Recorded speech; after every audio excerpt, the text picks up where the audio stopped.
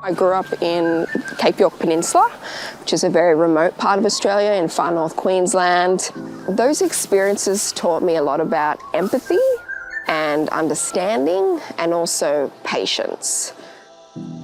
Good research with First Nations communities and also marginalised communities more broadly is about reciprocity and co-ownership and co-leadership and co-authorship.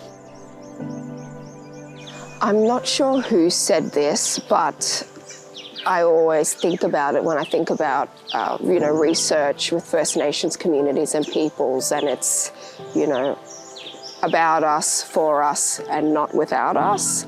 And I think that those three pillars are really important when we think about what ethical, meaningful and impactful research with First Nations peoples and communities looks like in practice. Growing up in the Cape definitely gave me a very strong connection to country, specifically my own country, Lama Lama country, Bindiwara country and Bulkanwara country.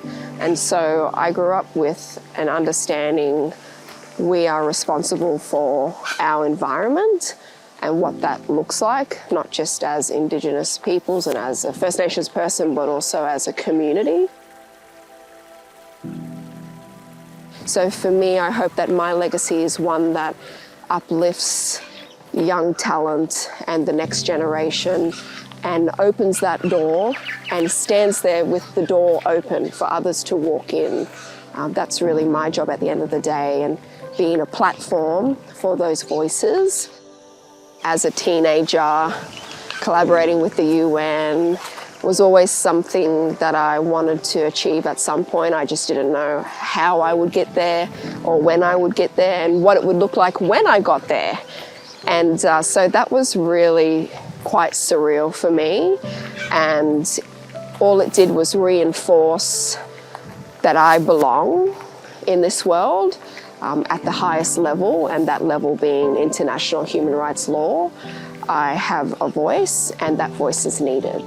And my research is really about elevating the voices and experiences of First Nations LGBTQIA+ peoples from around the world.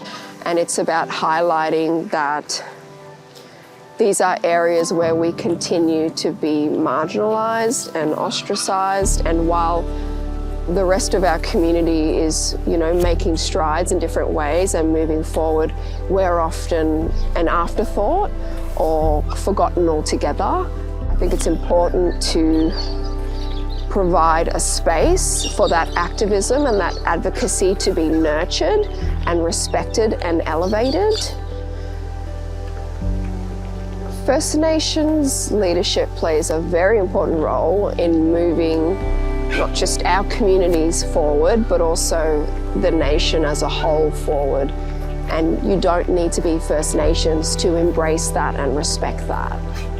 It's about making space, real, impactful space for First Nations voices, academics and professionals, a space that isn't tokenistic, a space that allows us to play an active role in decision-making processes, because without that, we risk empty symbolism and not true reciprocity.